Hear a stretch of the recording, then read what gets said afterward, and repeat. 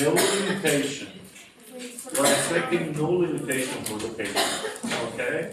So everything is very small, a small size. You don't have any limitation. You don't have any problem. You must freely do everything. And you must increase power of the muscle. You must increase level of the muscle, PRE, progressive resistive exercise. And it's, please tell me a kind of example for progressive resistive exercise.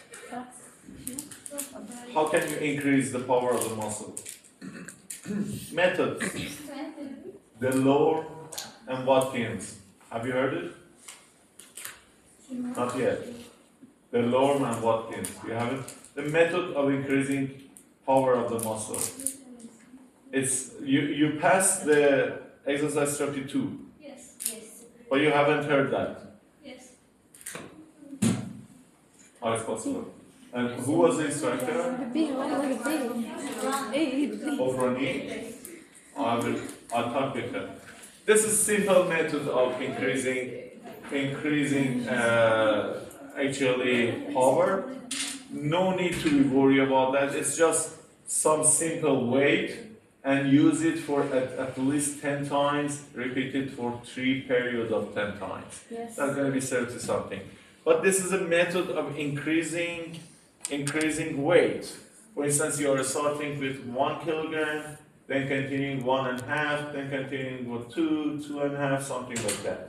There are 2, 3 different types of the method of the PRE. We call it progressive resistive exercise, PRE. Okay? You got it? Okay? The function would be good. At this stage, the functional stability, you can use the functional stability as well. All of the exercises can be continued. Supination, pronation is the final stage. This is a personal actually results of a research, one of my research during the PhD program. The initial movement you reach after the fracture of this area, the initial movement is pronation. You reach the pronation in a few initial days. And the final movement you reach it is supination. So the newest one, the sooner actually movement you reach is pronation. And the final actually movement you are looking for or you find it is supination. Completely different. Okay, the full weight bearing, you have the full weight bearing and everything is fine. Elbow fracture, we are heading to the radius upper end fracture.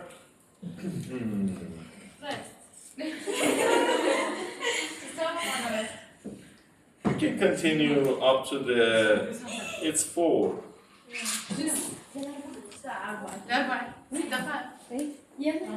We can continue to talk about the radius or leave it for next stage. You are around just few minutes ago. Why you are tired? بس دقائق ونطلع خلينا نكمل. Hey guys, خلينا نكمل. بس دقائق. Just one positive person.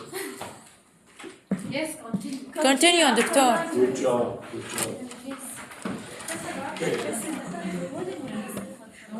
Okay. This is another part of the upper end of the elbow, and you can see this is the head of the humerus. This is a very nice actually fracture, very nice picture, and it's a kind of circular area. This is head of the humerus. Okay. Oh, sorry. Radius. Head of the radius. You are right. You're right. Head of the radius. Okay. It was not intentionally. Sometimes I provide some mistake intentionally, but it was not intentionally. Okay, so this is radius, as you can see, and you know, this actually is not refers to the elbow joint. I told you, it's beyond of the elbow joint. And when you have that kind of problem there in the radius, how are you, Rovaya? Good to see you. I haven't seen you for a while. Yes. And Shahd as well. Yes. from early in the morning up to now. Okay. Okay, when you are focused on the upper end of the radius, you see it's working as a kind of just rotating joint. So that means they are involving with supination pronation. So this is supination pronation, right? Ladies, this is supination. I think all of that, the Mustafa is going home and left going home. This is another type of supination pronation, right? No, this is Rotation, internal, external rotation. So just check it with the bending edge of the elbow. Okay, so this is much important for the upper end of the radius, and as I told you, it's gonna be started with the pronation. If you have a fracture at the area, it's gonna be started with the easiest, actually simplest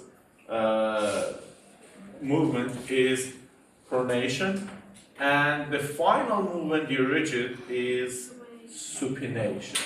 Okay, and so you see here sometimes there is a necrosis here, and actually the surgeon have to remove the head of the radius and use a kind of prosthesis.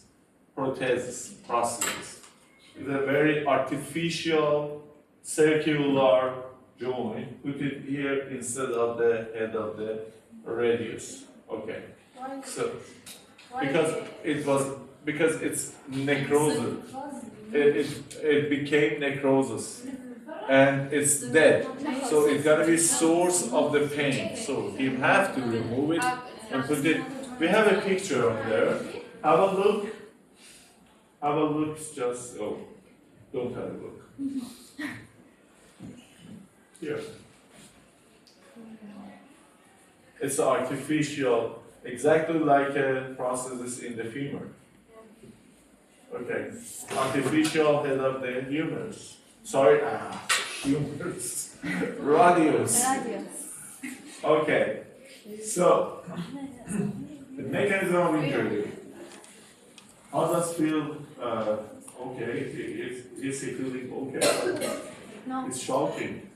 This is the mechanism of injury. Mechanism of injury. Mechanism of injury. Okay? And when you reach this one, the person who got the kind of skating on the ice or in the roller skate may have a kind of injury this way. Yes. Okay? And got a kind of fracture in this area. And there is a nice actually angle, we call it anterior humeral line, and the angle call the angle as a radiohumeral angle. Interarticular relationship of the elbow, or what is the name of the angle is? It's radio-ulnar angle. Just have a look here, please. Radio-ulnar angle is for reduction. You check it to identify the reduction. This is the line in front of the humerus. Line in front of the humerus. And it's going to be with the middle.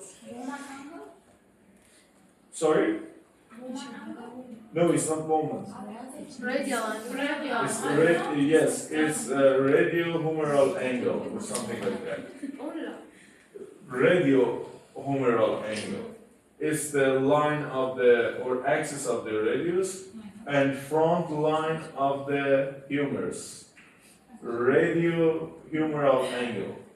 And as you can see, the angle must be somehow a little lower than 90 degrees, about 80 degrees.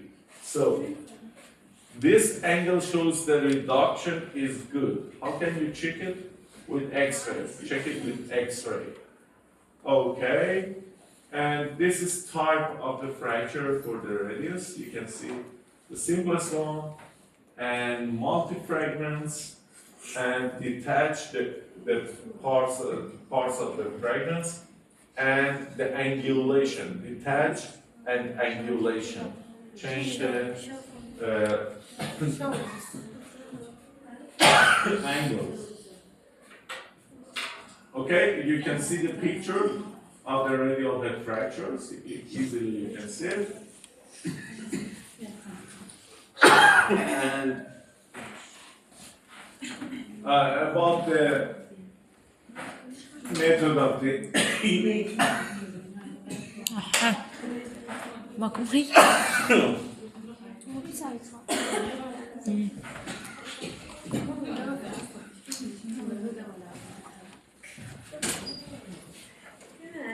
Who prayed to for me to do that in this way? That's all right.